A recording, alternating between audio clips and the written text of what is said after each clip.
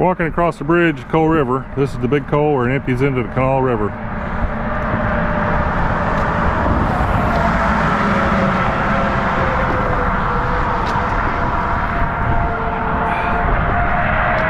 A lot of history here. The name of we're at the city of St. Albans, which used to be called Coal's Mouth, back in the 1700s, 1800s.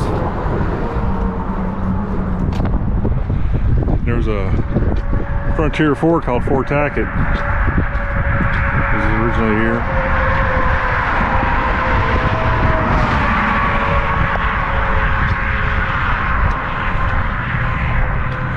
In the distance, that's Canal River, which flows into Ohio, which then flows into Mississippi.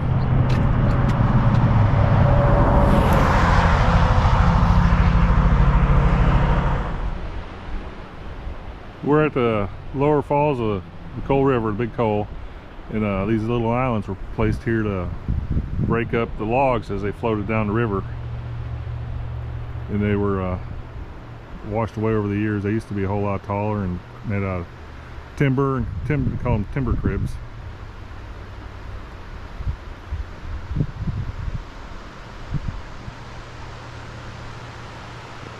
Lower falls, they used to have a lock here, and they would lock through the barges and stuff coming from upriver with coal and timber.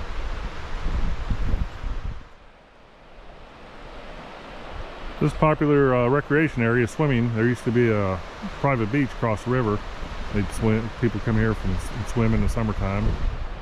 Now it's a popular takeout for the kayaks and canoers come down the river. This boat ramp was put in for the kayaks and the canoes to make it easier for them to get in and out of the river. The Yak Fest is held here in June. It's a real popular kayaking event. People come from all over the country to go to it. The river's a lot cleaner now than what it has been in the past, with less coal mining going on and efforts to clean it up. It's a whole lot more pleasant.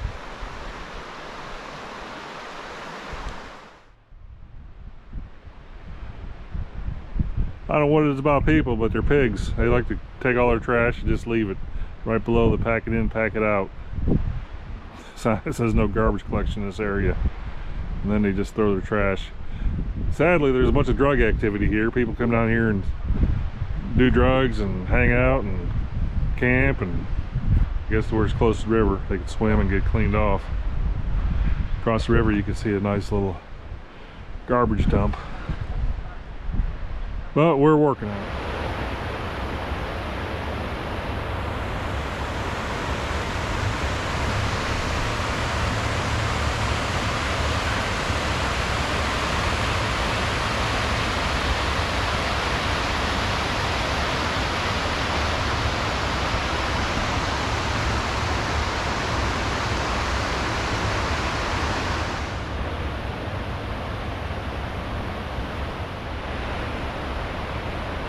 Down beside this fall, there's actually a lock chamber.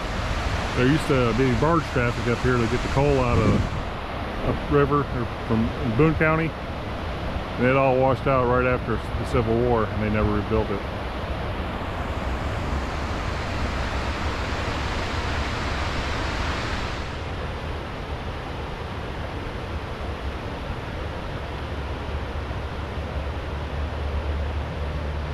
This is what remains of the lock chamber.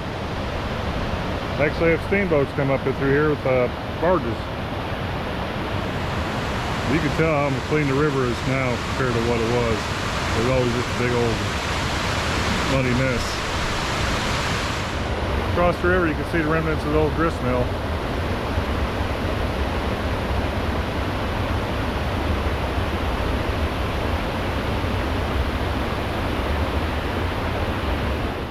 Look at the camera. All right. Well, I'm Bill Curry. I'm the one of the founders, one of the four founders of the Coal River Group, and I'm the last remaining founder. So I'm the chairman emeritus, they call it. But we've been working for 20 years to clean up the coal rivers, and more so, not so much from an environmental standpoint, but that was important to do. But what we wanted to do, we were all businessmen, and we wanted to create some economic activity throughout southern West Virginia. And the Coal River, as in the condition it was in, you couldn't bring people here because nobody wanted to get in the river. They were afraid of it. They'd read all the bad publicity stories and all the environmental stories and all the shutdown stories, and they were even afraid to come over here to the region. I mean, the region's 850 square miles that we work in. But we were able to basically convince people to come back to the organization, come back to the area, and to work together. And we incorporated all the existing environmental groups that would go with us, and then we went out and reached out, and we raised 650 volunteers. Now they don't come out every day, but we had so many kind of exciting projects going on. Our river cleanups got to be major social events, and we created the Coal River, the Tour de Coal, which is the largest kayak river event in the United States right now. And we brought people together to socialize and to clean up. And then the four of us that started this thing, we were pretty worldly. We'd been all over the world. We'd had successful businesses. We knew how to reach out. I'd been a lobbyist for years. We understood how to work the system, and we did. And we brought a tremendous amount of attention to the Coal River, all three rivers, the Big Coal, the Little Coal, and the Coal River.